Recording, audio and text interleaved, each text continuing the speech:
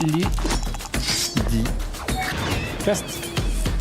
Bonjour à tous et bienvenue pour ce 5e épisode de Ludicast en direct de la 2e édition de Ludinam. On est toujours au lycée François-Xavier à Besançon et aujourd'hui on va parler de jeux vidéo. C'est le dernier épisode de Ludicast et c'est parti. Bonjour et bienvenue donc pour ce dernier épisode de Ludicast en direct de Ludinam. Aujourd'hui on va donc parler jeux vidéo et à notre table 3 micros et 3 gens intéressés par le jeu vidéo. On va commencer par Fred. Bonjour Fred. Salut Roman. Tu fais partie de l'association Pixel Byzantin, tu es passionné de jeux vidéo, de rétro gaming. Également Amélia qu'on a déjà entendu à ce micro hier. Bonjour Roman. Bonjour, tu fais donc partie de l'association BFC Game et tu fais également partie bientôt de Ubisoft. Exactement. Également Doc Gero, vidéaste, game designer. Hello. Et donc, on va commencer par une question toute simple sur le jeu vidéo. Pourquoi ça vous passionne ? Qu'est-ce qui vous a passionné dans le jeu vidéo ? Géro. Oh waouh, ça commence par moi déjà. Je sais pas, il y a plein de choses qui sont passionnantes dans le jeu vidéo. Je sais pas ce qu'en penseront les autres, mais ouais, j'imagine que je suis tombé dedans un peu par hasard. Moi, j'avais des frères et sœurs qui jouaient aux jeux vidéo, etc. C'est comme ça que ça a commencé. Mon père aussi, qui m'a vachement fait jouer. Donc, en vrai, c'est juste un truc de famille qui a grossi au fur et à mesure, quoi. C'est aussi simple que ça. C'est pareil pour toi, Amélia ? Ouais, je suis assez d'accord avec toi, Géraud. Moi, c'était plus les amis en fait qui m'ont amené vers le jeu vidéo parce que j'étais pas du tout là-dedans au début. Et puis quand j'ai vu en fait la diversité de jeux qui existaient et tout ce que ça pouvait amener, ouais, ça m'a conquis et je suis parti dedans, quoi. Et pour toi, Fred, c'est le même parcours ? C'est ça, c'est toujours le retour à l'enfance. Enfin, ça vient de l'enfance, c'est la première Game Boy dans les mains et puis voilà. Après ça m'a pas quitté. Et donc, le jeu vidéo, c'est quelque chose, comme on l'entend, de familial, d'amical. C'est quelque chose qui se généralise, au final, aujourd'hui. Dans notre société, c'est quelque chose qui est de plus en plus facilement accepté. Il y a encore des freins, des barrières. Comment est-ce que vous les expliquez, ces empêchements, on va dire, ces mauvais regards sur le jeu vidéo, par exemple, pour toi, Amélia ?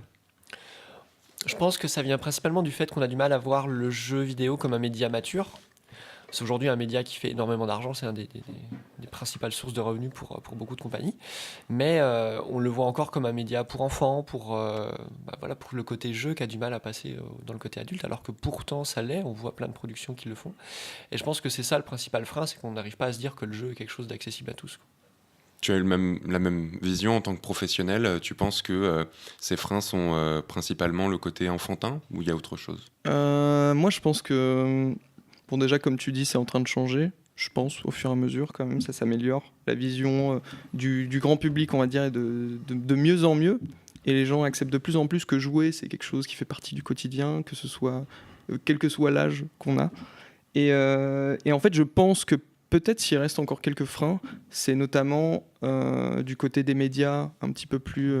voilà, vraiment, on va dire, qui ont Grand encore public. beaucoup d'audience, grand public, comme la télé, qui sont souvent dirigés par des personnes, ou en tout cas, que ce soit des chroniqueurs, ou des plateaux de télé qui sont gérés par des personnes qui sont encore, on va dire, assez âgées, peut-être, qui n'ont pas cette vision de ce que peut être le jeu vidéo, et qui en renvoient une image qui n'est pas toujours positive. Mais c'est presque... je sais pas. En tout cas, moi, je suis dans une bulle, forcément, en étant développeur, en travaillant avec des développeurs, on est super ouvert à tout ça, c'est évident. Et on rencontre des gens qui sont ouverts aux jeux vidéo, mais je pense que c'est pas encore totalement acquis du côté du grand public, quoi. On a encore cette vision très média, mainstream de les jeux, c'est des jeux de guerre, machin, tout ça. Sensationnalisme surtout en fait, parce que quand on veut faire un reportage et puis qu'on veut faire parler un petit peu pour faire de l'audience, on monte des jeux violents et on s'arrête à ça, quoi. Ouais. C'est ça, c'est eux qui ont la visibilité souvent dans les médias mainstream. C'est quelque chose que tu vois, toi, Fred, en salon, quand tu as fait des animations avec Pixel Byzantin. C'est quelque chose que tu peux voir, une sorte de frein des parents ou des enfants par rapport au jeu ? Alors il y a quand même une bonne ambiance sur le salon, donc c'est vrai que les plus jeunes et les plus vieux quand même se réunissent sur les jeux, donc voilà, il y a quand même une certaine convivialité. Après c'est vrai que le mauvais regard qu'on a sur les jeux vidéo, c'est aussi le fait que ce soit un média qui est assez jeune.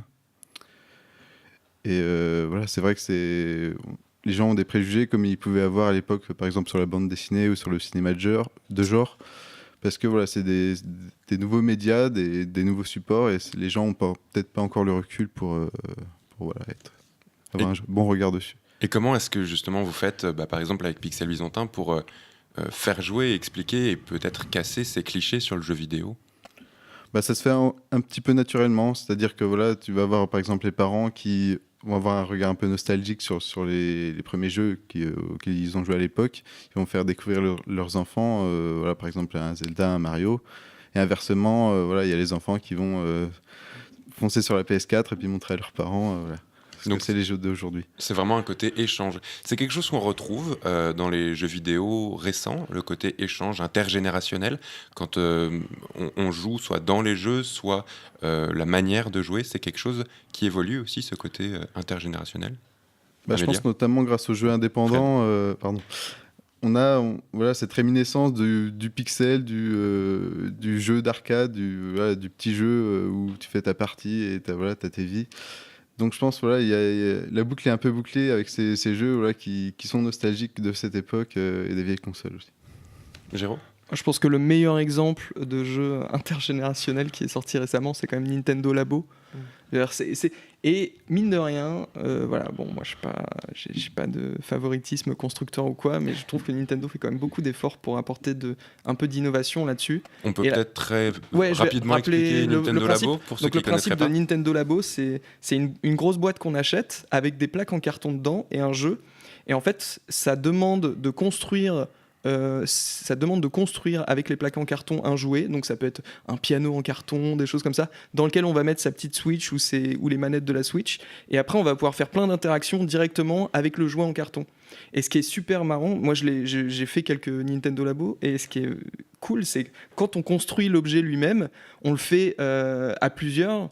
Il y a quelqu'un qui lit les instructions et tout, c'est hyper bien fait sur le jeu, machin. Et c'est vraiment un super moment de partage. Et ça a été vraiment pensé pour être fait avec des enfants, tu vois, généralement parents-enfants. C'est ça le couple idéal pour Nintendo Labo. Et c'est vraiment, ça marche bien, tu vois. Et je sais pas s'il y a beaucoup de jeux qui explorent encore ce côté intergénérationnel. Bah, je pense qu'il y en a quand même de plus en plus. Amélia? Moi, j'ai un exemple qui m'a marqué en fait récemment, c'est le dernier jeu God of War, qui en fait, voilà, la série God of War, c'est une série de jeux qui est réputée assez violente, c'est des jeux de combat, c'est des jeux sur la mythologie, etc. Et bizarrement, le dernier, en fait, avec son histoire, la façon dont il fait sa narration, etc., a amené beaucoup d'interactions, en particulier père-fils, parce que c'est quelque chose qu'on retrouve dans le jeu. Et moi, sur Twitter, en fait, j'ai vu plein de fils défiler de personnes qui expliquent comment ils ont joué au jeu avec leur enfant et qu'ils ont profité de cette interface-là pour parler avec leur fils, donc parler des pères avec leur fils, et alors que c'était pas quelque chose qu'on attendait de ce jeu-là. Et ça arrive de plus en plus dans des grosses productions aussi. C'est intéressant ça. Bon après God of War ça reste comme un jeu. Ouais, disons que tu décapites des gens dedans, faut peut-être pas le montrer à tout le monde. On reste dans un standard de jeu AAA assez violent quand même. Je ferai gaffe de pas le montrer à voilà, des enfants de trop jeunes. 12 ans quand même. Mais justement, c'est une question qui est vachement intéressante. Comment est-ce qu'on gère le fait de jouer seul et le fait de jouer avec ses enfants, petits frères, grands frères? Comment est-ce qu'on gère ce côté-là pour justement que le jeu soit accessible à tout le monde? Fred, par exemple. Je pense que ça se fait assez naturellement. Moi, j'ai toujours le souvenir d'enfants, voilà, du grand cousin ou du grand frère qui joue et qui, des fois, passe la manette. Et c'est vrai que voilà, y a déjà cette interaction entre deux générations. Il y a le passage de flambeau, il y a l'échange. Et du coup, voilà, il y a une continuité qui se crée. Donc, je pense que ça se fait déjà assez naturellement. Ça, c'est une question aussi qui est plus pour peut-être les professionnels. Pour vous, quand vous travaillez sur des jeux, quand des jeux sont vraiment créés, c'est quelque chose qui est réfléchi, le côté passage de manette, justement, comme en parlait Fred. Bien sûr. Là, en fait, c'est super marrant parce que moi, je sors de 1 an chez Ubi où j'étais game designer sur les jeux grand public. Donc, c'est-à-dire des jeux, majoritairement des jeux Switch, etc., qui sont faits pour des personnes qui ne sont pas majoritairement joueuses ou autres, et pour des familles. Et en fait, c'est un gros boulot, tout ce qui est justement comment tu gères qui va jouer, comment tu joues, comment on joue ensemble, comment on fait pour créer de la cohésion dans l'équipe, ce genre de choses. Tout ça, c'est pensé dans le jeu. Et c'est des sujets qui sont vachement intéressants. Et de manière générale, on englobe ça c'est à la fois du game design, donc vraiment, ça peut passer par les mécaniques, comment on crée des règles qui incitent à la coopération, etc. Et ça passe aussi par ce qu'on appelle l'UX design, donc ça c'est la user experience, c'est tout ce qui est interface, les menus, comment tu vas les agencer pour, là aussi, essayer de faire en sorte que les gens coopèrent, que ce soit facile à jouer, que les enfants comprennent, que les parents puissent guider les enfants, ce genre de choses. Et justement, entre guider les enfants pour les parents, on est entre deux générations. Une génération qui est née avec le jeu vidéo et une qui l'a découverte et qui n'est pas forcément dedans. Il y a beaucoup de reproches faits, on en parlait sur la violence des jeux vidéo qui peut être présente. Il y a normalement une réglementation, PEGI, qui est censée donner une norme. Comment faire pour expliquer peut-être mieux cette norme aux parents, parce que des parents qui vont parler de violence dans les jeux vidéo vont dans le même temps acheter un GTA ou un Call of Duty pour leurs enfants. Comment est-ce que ça, on pourrait mieux l'expliquer ? Amélia, par exemple. C'est vraiment la partie compliquée, justement, d'expliquer ces choses-là, parce qu'on est sur un média interactif, donc on est sur des façons de fonctionner très différentes, et la violence qu'on va voir dans un jeu va être différente de la violence qu'on va voir dans un film et ces choses-là, même si ça reste de la violence. Et aujourd'hui, j'ai l'impression qu'il y a très peu de communication, justement, sur ces systèmes comme PEGI. Et quand on va en magasin, on voit ce qui est marqué sur les boîtes, mais on va pas s'arrêter à ces choses-là quand on a un parent qui recherche quelque chose pour ses enfants. Donc il faudrait peut-être qu'il y ait plus de travail de la part aussi des revendeurs, des distributeurs, je pense, qui sont le contact principal avec les familles, pour dire il y a ces réglementations-là, pourquoi vous achetez le jeu, et pas seulement faire un travail de vendeur. Voilà, faire aussi un travail de conseil qui des fois manque un peu. Et aussi de voir comment les institutions qui doivent s'occuper de la réglementation de la violence dans les médias peuvent non plus juste aller chercher dans la pénalisation, c'est comme ça, mais vraiment beaucoup dans l'éducation, en montrant que cette violence, elle existe et qu'il faut qu'il y ait de l'échange entre parents et enfants lors de l'utilisation des jeux. C'est hyper important ce que tu dis quand tu parles d'éducation, effectivement. C'est ça le gros truc. En fait, ce qui est assez marrant, c'est que d'un point de vue développeur de jeux vidéo, une grosse boîte comme Ubisoft, par exemple, on est presque dans l'inverse du côté... c'est pas eux qui vont travailler sur communiquer le PEGI parce qu'eux, ils luttent contre ça. C'est-à-dire que quand on fait un jeu, par exemple, à Ubi, il y a un jeu sur lequel j'ai travaillé pendant 1 an là, avec des jouets, etc., et qui est target pour les enfants, c'est plutôt pour les jeunes. Et en fait, c'est une lutte d'avoir un PEGI suffisamment bas pour pouvoir avoir des pubs sur les bonnes chaînes télé qui acceptent que certains PEGI, etc. Donc en fait, d'un point de vue développeur, tu vas essayer de te battre pour faire descendre le PEGI au maximum. Alors justement, comment est établie cette réglementation PEGI ? Alors c'est très compliqué. C'est des organismes indépendants. Voilà. Donc, D'accord. Puis ça change de pays en pays, de zone géographique en zone géographique. Et pour justement cette passation, ce lien entre parents et enfants, là-dessus, les associations de jeux vidéo comme Pixel Byzantin ont un rôle qui est important. C'est quelque chose dont vous parlez aussi sur les salons, lors d'événements, Fred ? Ouais, on en discute pas mal. On essaie aussi de sensibiliser les parents, pour donner bonne pub aux jeux vidéo. Essayer de les inviter au jeu, leur faire découvrir des jeux qu'ils ne connaissaient pas forcément, parents et enfants. Et c'est vrai que, par exemple, je voulais revenir sur Nintendo Labo. C'est intéressant parce que c'est vraiment un jeu qui revient sur le physique et qui renoue un peu avec cet aspect construction qui était un peu disparu avec le tout virtuel. Le côté très joué, c'est ça. Le côté joué, mettre les mains dedans, voilà. Et c'est vrai que ça, c'est vraiment quelque chose, le genre de jeu qui peut réunir et puis qui peut faire comprendre aux parents que le jeu vidéo, c'est pas forcément ce que les médias veulent bien montrer. Je vous remercie tous les trois pour ces premières questions sur le jeu vidéo. On va faire une première pause avec un titre d'un de nos invités sur le salon. Il s'agit d'Orest de Steam RPG et on écoute tout de suite Le Réveil.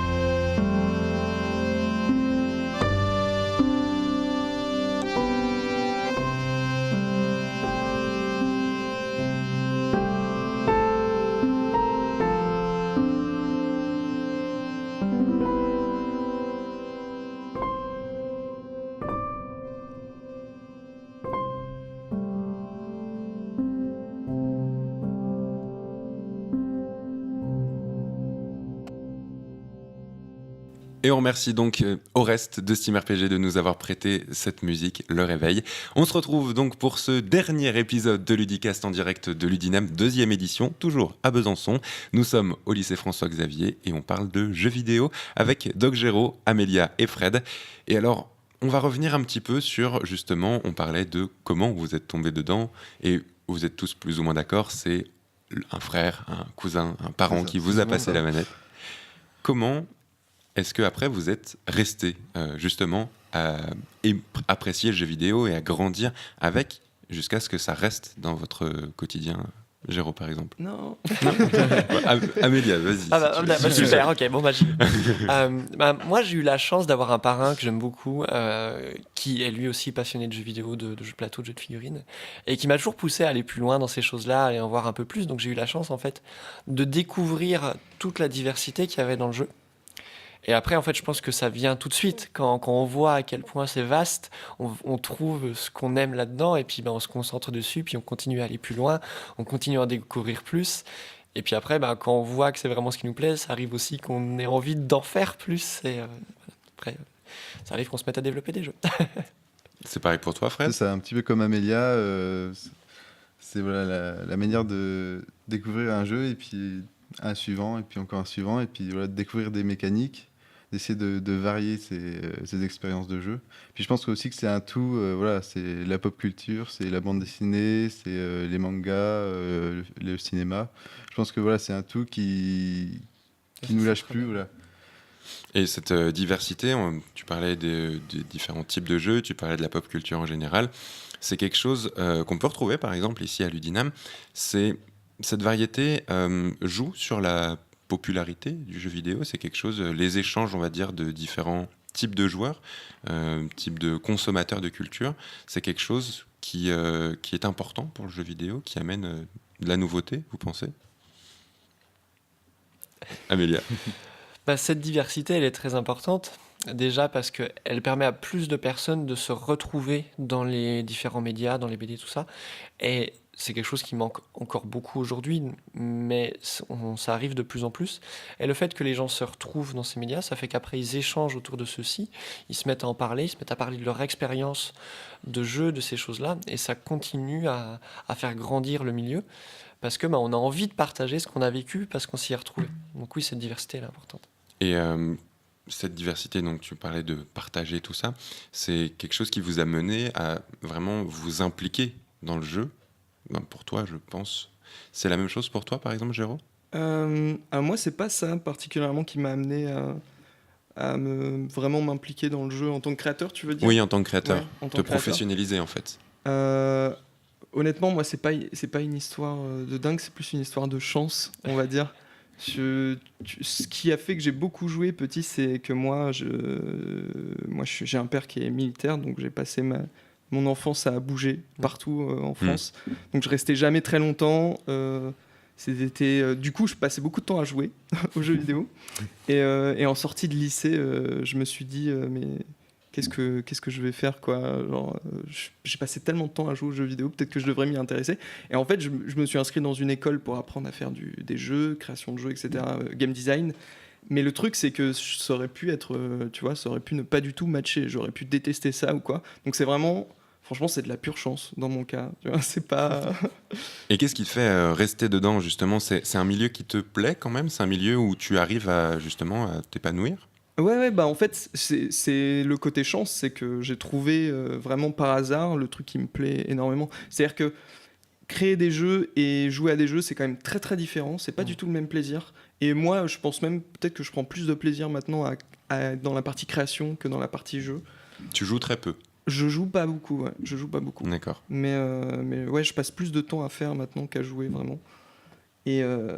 Mais après, ce que disait Amélia sur la diversité, ça m'a aidé à rester. C'est-à-dire qu'il y a un moment, je pense, quand tu joues beaucoup et quand tu crées aussi du jeu, il y a un moment où tu es un peu dégoûté, tu es un peu écœuré, tu as l'impression que tu joues tout le temps la même chose.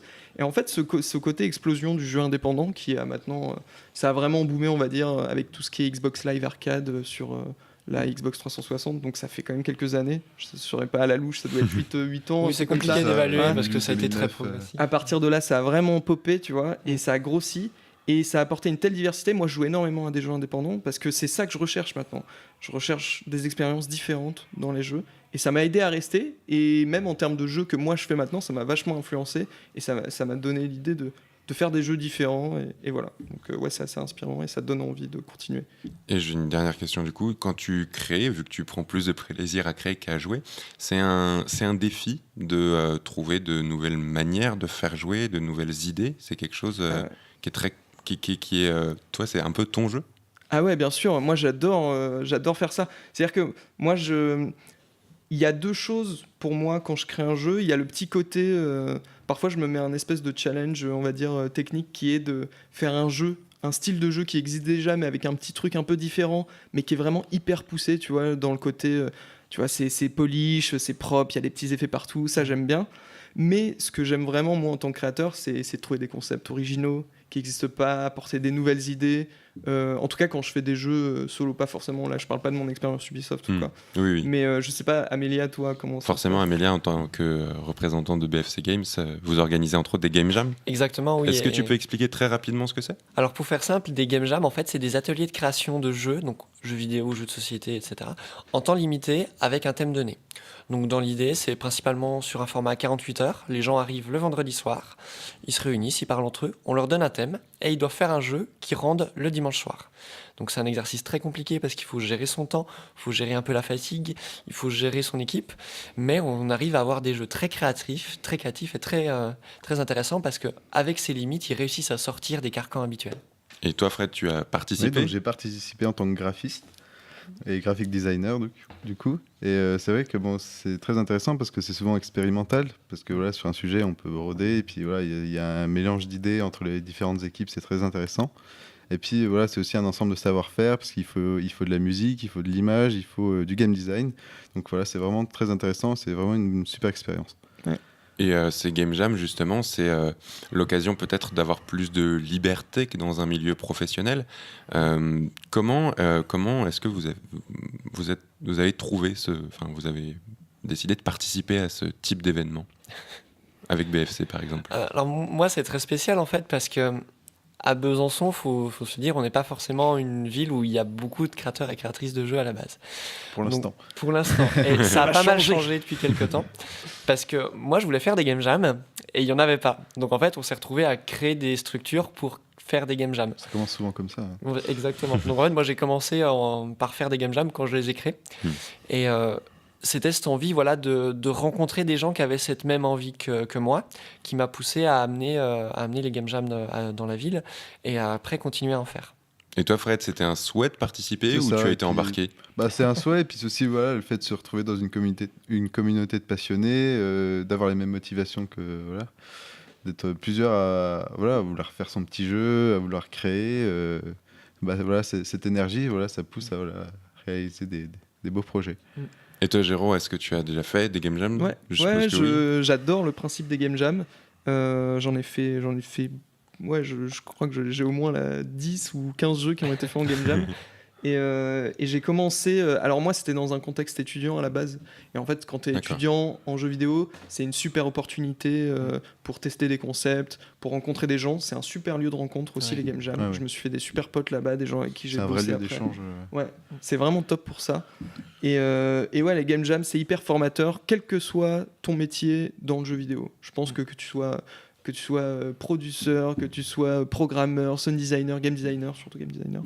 C'est vraiment important de faire des game jams. Et petit moment auto-promo, du coup, semaine prochaine, probablement, j'ai une vidéo qui sort qui explique ce que c'est les game jams, comment ça se passe, tout ça. Super. Le timing est parfait. Voilà. J'en profite du coup. Et donc, c'est très bien, vous parlez de rencontres, d'échanges au niveau des game jams. La communauté vidéoludique, on va dire, qui joue et qui crée, c'est quelque chose qui est très rassemblé, qui a ses places en dehors des game jams ? Amélia, par exemple. Oui, ça a quelque chose qui a la place aussi en dehors des game jams. Après, c'est vrai que c'est un espace particulier, la game jam, où on est là pour créer, etc. Donc, c'est une ambiance un peu spéciale. Mais oui, on le retrouve aussi ailleurs. On a comme juste à l'Udinam, où il y a des espaces d'échange avec les créateurs et les créatrices. Et les gens ont l'envie, je pense, de se rencontrer sur ces sujets-là. Et ça se fait de plus en plus. Il y a de plus en plus cette envie-là. Et il faut peut-être encore créer les espaces, mais il y a quand même des espaces. Et justement, les salons comme Ludinam sont possiblement de bons espaces d'échange. Il y a le stand BFC Game qui est présent également avec d'autres associations comme Pixel Byzantin, comme DPS, avec des invités comme Doc Géraud. Justement, vous avez pu, vous, sur le festival, aller voir les différents stands, les différents représentants, invités, associations, pour échanger autour du jeu vidéo. Géraud, par exemple? Un petit peu, moi, dans la mesure du possible, tu vois, je me suis un peu... tu vois, j'avais des trucs à faire, on va dire, ici. Du coup, j'étais un peu occupé. Mais ouais, j'ai pu aller voir Amélia, justement, hier, qui m'a fait un bon tour des jeux qui ont été faits pendant la Jam. Donc, c'était hyper intéressant. On a pu discuter et tout avec les différentes personnes qui ont fait les jeux. Et c'était très, très cool. Moi, j'adore ça. J'adore discuter avec des créateurs. Donc, c'était vraiment un bon moment, quoi. Et justement, les jeux des Game Jam, ça arrive souvent qu'ils soient présentés comme ici à Ludinam, parce qu'on peut expliquer très rapidement que des jeux spéciaux sont présentés ce week-end sur Ludinam. Exactement, ce week-end en fait on a 4 jeux qui ont été créés lors d'une Game Jam qui s'appelait la Ludijam, qui s'est passée il y a un mois dans ce même lycée, et qui avait pour but en fait de créer des jeux pour les présenter pendant le festival.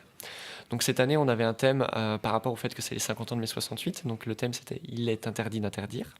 Et on a 4 équipes qui ont fait des jeux par rapport à ce thème-là, qui sont encore testables aujourd'hui d'ailleurs. Et nous, c'est ce qu'on essaye le plus de faire, c'est de créer les espaces dans lesquels le grand public peut rencontrer les gens qui créent des jeux. Parce que c'est nous ce qui nous semble le plus important. Mais aussi que les créateurs et les créatrices se rencontrent entre eux. Parce que c'est cet échange-là qui permet d'aller plus loin, d'en apprendre plus et d'avoir du retour sur ces jeux. Et c'est quelque chose que l'on peut voir sur d'autres salons qui arrivent souvent, d'autres événements. Fred, par exemple, tu as pu déjà présenter tes jeux physiquement sur d'autres salons ? Non, moi pas personnellement, mais c'est vrai que les gens sont curieux, ont envie de découvrir des créateurs locaux. Et c'est vrai que ce genre d'événement, c'est toujours l'opportunité de montrer que même dans la région, même dans la ville, il y a de la créativité, il y a du savoir-faire, et c'est toujours la bonne occasion pour les montrer. Et pour toi, Géraud, est-ce que les jams te servent par exemple de base ou de test pour après faire des jeux à plus grande échelle, des commandes par exemple ? Généralement, c'est plus des petits tests. Ça m'est arrivé de continuer des jeux de jam un peu après, mais toujours à petite échelle, jamais pour faire des gros jeux. Et les jeux de jam, généralement, on les garde gratuits de bout en bout. Donc, c'est un peu l'esprit aussi, on va dire. Mais après, je connais pas mal de gens qui se servent des jams pour vraiment tester des concepts et les développer après. Donc, et puis après, moi, je suis un sale parisien. Donc, la scène jam, la scène développeur, meet-up de dev, etc. est vachement développée là-bas. C'est le gros avantage d'être à Paris. Donc c'est assez cool, tu peux faire un jeu en jam, tu peux le présenter ensuite dans des rendez-vous de dev, avoir des feedbacks. Même moi, de mon côté, j'organise... Là, j'en ai fait 2 déjà, des soirées qui s'appellent les Big Soirées, BYG, et en fait, c'est Bring Your Game. En fait, c'est des développeurs de Paris qui amènent leur jeu, et du coup, on a genre des grandes télés, on les fait tester, il y a genre 80 personnes et tout. C'est hyper cool, et je trouve que c'est hyper sympa cet esprit de se rencontrer, pas forcément que entre devs, parfois juste avec des personnes qui sont intéressées, passionnées, etc. Et récupérer des feedbacks pour améliorer tes jeux et tout. Et nous, on va continuer de parler de jeux vidéo après une seconde pause musicale, avec cette fois-ci Funky Nick d'un des sondiers, un des invités présents sur le festival, et il s'appelle Mitty.